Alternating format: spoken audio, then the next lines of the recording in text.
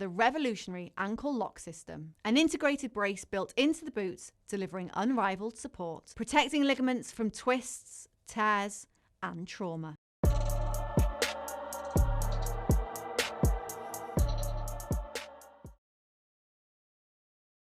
Matt Lenihan, Boxing Social, in association with Empire Fight Store and our Kings. We're here, sunny Edwards, Dubai. I've had worse fight week settings. Not bad, is it? IBA semi-finals on today. It's been one hell of a week so far.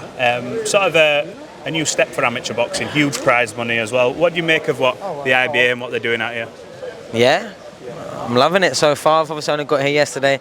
I actually defended my world title in this very arena. You did? Against Mohammed Wasim a few years ago. Put on a clinic, didn't you? Yeah. So yeah, it's bringing back some good memories of my own days in the sun. But yeah, I think what IBA are doing, bringing out the world of boxing, offering up very, very good prize money, 300k for the winner. Like it's you have to be a world champion really at most weights to be earning anywhere near that sort of money. Yeah. So it's a great opportunity for all these fighters to really change their life on one tournament. And yeah, it's getting broadcasted. It's got the eyes of the world looking at it. There's a lot of us been invited over here, you know, just look in the background. You've got Ben Whittaker there, you've got Johnny Nelson, Dave Allen I was with, Darren Till I was with a minute ago, and so many more. Deontay Wilder I was crossing paths with earlier. It's, you know, the world of boxing have come out to see what the crack is. It's very, very hospitable. They've looked after a lot of us, and yeah, shout out to Umar Kremlev and IBA for their hospitality and the opportunity and experience to come over and see some great fights going on. By the way, there's the Nepal fighter now against the Kazakh. I think 60 kilo, I think maybe, or 55 kilo. There's a good fight going on in the background. Look, you mentioned there last time you were here and what you did. I know you've recently undergone, I believe, got rid of a niggling thing that was bothering you in your whole career. Are you even half tempted to give it another go, thinking that, you know what, how could I go on if my hands are better? Well, if having arthritis in your hand for about 4 or 5 years is a little niggling injury, then yeah. No. Just a little niggle it was. I didn't want to over it. You fought for years and with big problems in your hands. You've never made a secret of it. I saw you went surgery, but is that something that you look at now and go, you wish you'd have got done years ago and fought without it, or do you look now and go, there's maybe time to have another one? Maybe, because I think over 3 rounds I could probably get a medal. Do you know what I mean? I'm just looking at the ring now thinking, what, 300 grand? Fancy it. A couple of 3-round fights. Who knows? Who knows what happens? I don't know, if I'm honest, I've not really thought about it too much. My hand was affecting me so much in my everyday, day-to-day life. Like, I couldn't do anything that required any sort of effort in my left hand. I couldn't, do a press-up on it. I couldn't, carry heavy things on my left hand. It was like, it was a big problem for me for many years. You know what I mean? I probably had a lot more injuries than I should have. My body probably aged a lot quicker than it should have, but that's what happens when you smoke a lot and don't eat no vegetables. It's not really a great recipe to get in the ring and do the hardest sport of them all, in my opinion. And I think that's just what happened, and that's why I was so hell-bent in getting all the massivest and biggest fights as soon as possible, because I didn't know how long my body would keep holding out for. Well, you were one of the sort of pioneers, but you were one of the ones who brought a lot of shine and attention to the lighter weights in a time where there weren't really much attention. Yourself and Bam obviously had that sort of mega build-up, and you went and headlined in the States. You won your world titles, you made waves. Do you see sort of the next crop of fighters coming through now, not necessarily amateurs, but some of the younger ones where you go, you know what, I can see so much potential in him and you can be world champion? Is there a few that catch your eye, other than maybe your stable as well?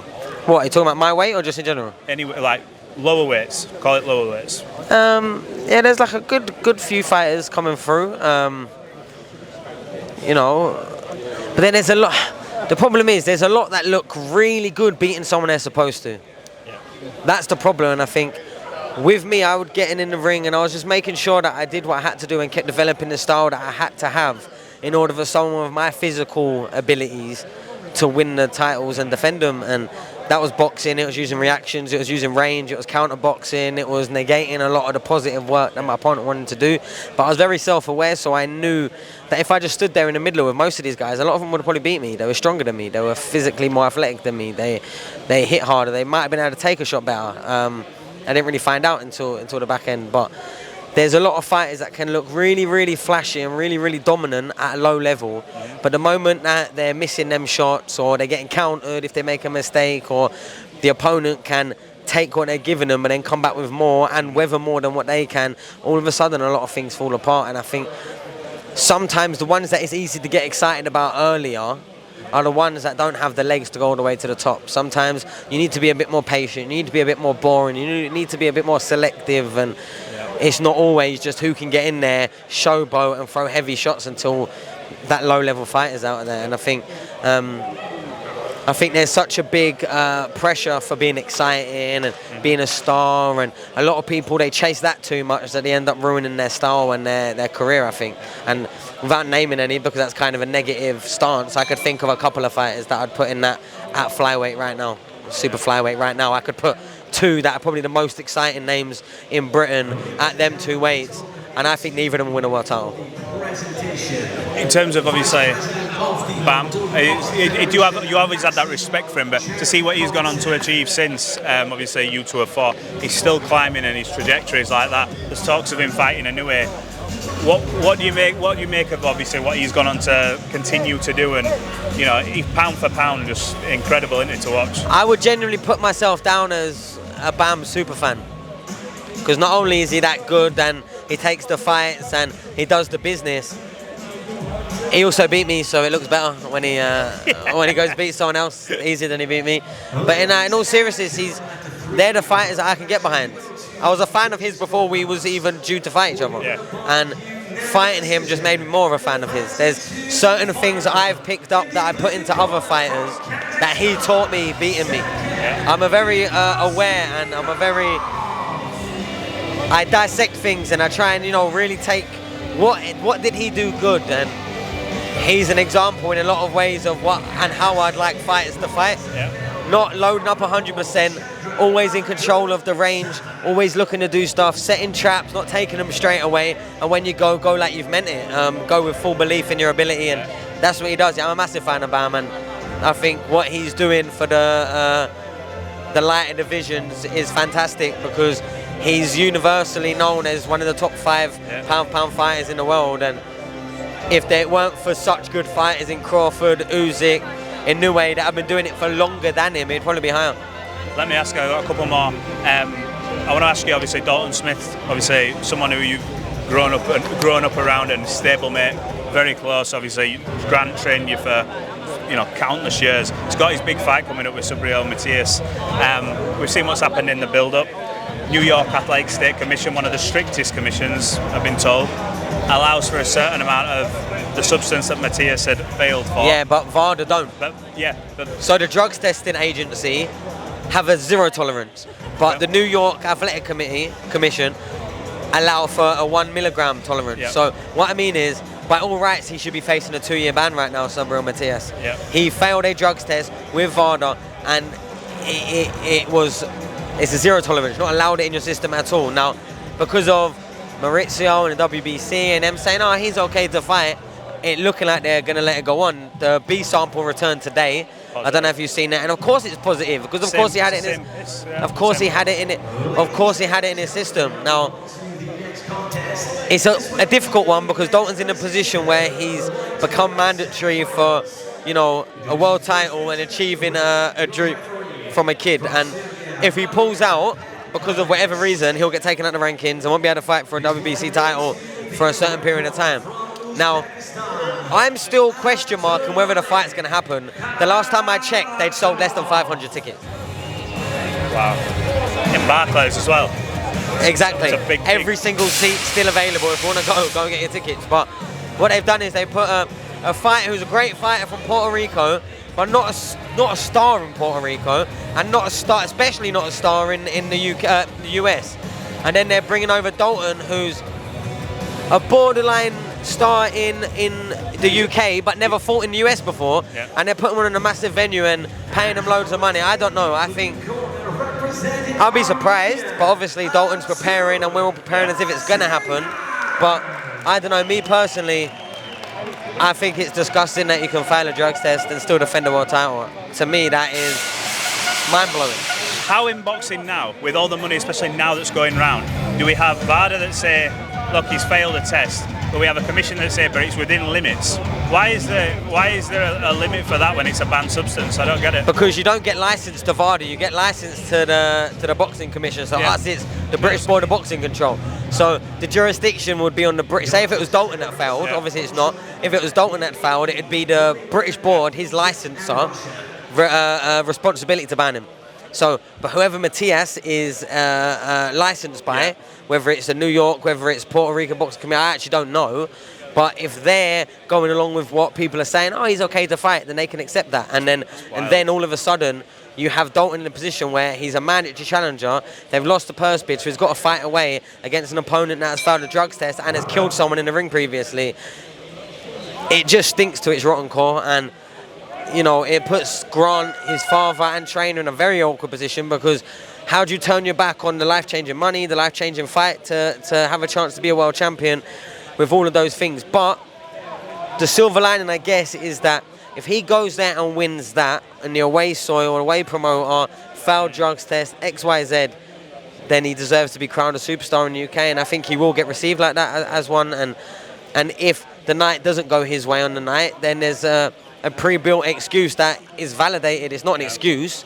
No, and he failed a drugs test 4 or 5 weeks before a fight. Your opponent failed a drugs test 4 or 5 weeks before you're about to fight him.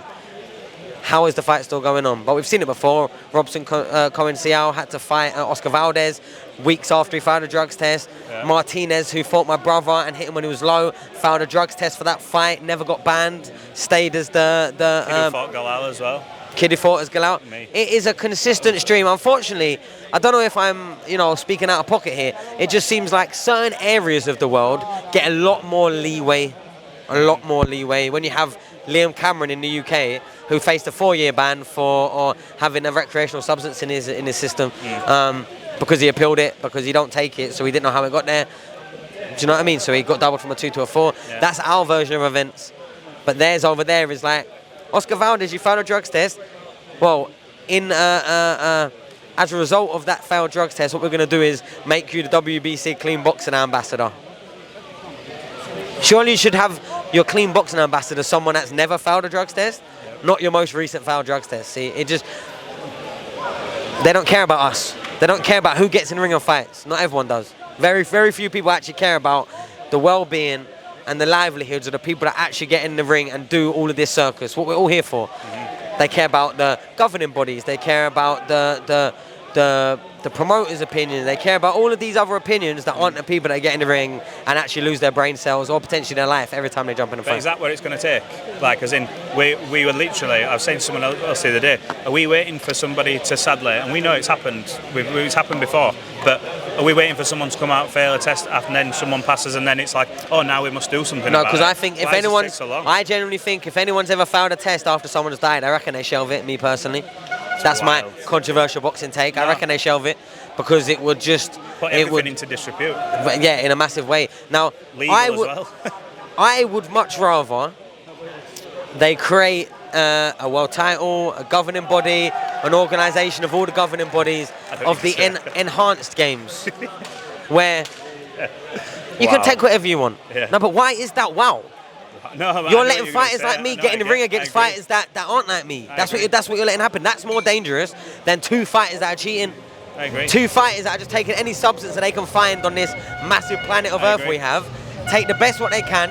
They're going to be hydrating better. Their brain's going to be more not dehydrated. Their body's going to be stronger and more physically able to withstanding. They're going to be able to give more out, but obviously they're going to be able to take a lot more as well. Yeah. And it's the taking a lot that kills you. Yeah. It's not the giving it out, it's the taking a lot. Now, if you let someone rehydrate the best way they can, IV drips, extra things to balance your minerals, like things that a clean fighter like myself wouldn't be able to take. If a clean fighter gets in a ring with someone that's skipping around the drugs testing on a dirty, that's the most dangerous boxing ring that exists. A clean versus dirty fighter. 2 dirty fighters is as safe as 2 clean fighters. 100%. No, I agree. It's as safe as 2 clean fighters.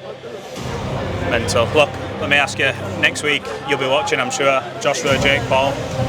I mean, I'm surprised it's happening, to be honest, but it's happening. What do you make of it? Good for boxing, a lot of eyes on it? It's boxing, man. 2 people that agree to fight each other get in the ring and people watch. there's these levels that people talk about. They shouldn't box him. He shouldn't be allowed to box him. It's like it's all in our head because I'll have a 6-rounder that we're getting knocked back opponents who are, you know, like 6-6 records. But then someone bigger will be, you know, coming back from a world title defeat and facing someone 0-28. Yeah. And that's allowed. But my 3-0 prospect can't fight someone that's had 6 losses and 6 wins because, oh no, that's not a fair fight. So it really just matters who you are and who you are having a conversation with in boxing. It's people doing people things. The marketability of Anthony Joshua, massive superstar, Jake Paul, massive superstar, getting both in the ring, it's 2 superstars that everyone knows fighting each other. The whole eyes of the world is going to be on. Now, the amount of money that Jake Paul's going to be wanting to generate and make in the ring, he only can face a certain amount of fighters. And they have to be of Gervonta Davies, or they have to be of Anthony Joshua. They have to be, otherwise, to earn the 100 mil, whatever he's going to earn for that fight, he won't be able to do that against just some Bulgarian journeyman. He'll still attract a lot and bring a lot, but to really tip the scale and move the needle like they're trying to do with Netflix, it has to be an AJ. And fair play to him, man. Fair play to him.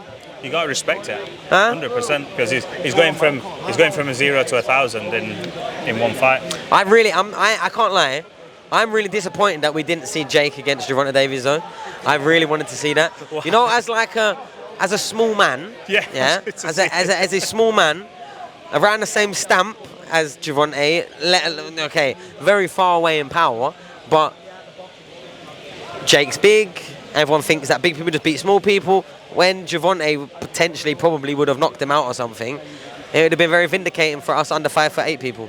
Yeah, and we've heard stories, by the way, of Tank what he used to do to heavyweights in the gym. And that, like, can you imagine? Like, yeah.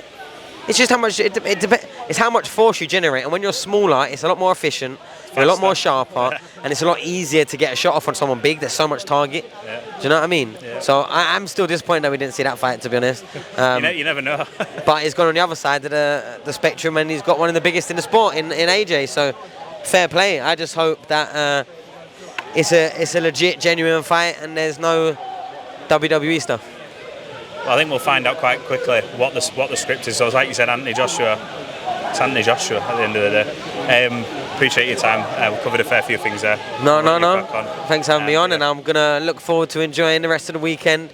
Obviously, we got Pulev Gassiev as well tomorrow. The weigh-ins in a bit. We've got the World Finals. I'm really looking forward to seeing how that sort of boils down. I think IBA are doing a great job out here, and thanks again for having me out. A lovely trip before Christmas. Absolutely. Appreciate it, Sonny. Thank you. The revolutionary ankle lock system, an integrated brace built into the boots, delivering unrivaled support, protecting ligaments from twists, tears, and trauma.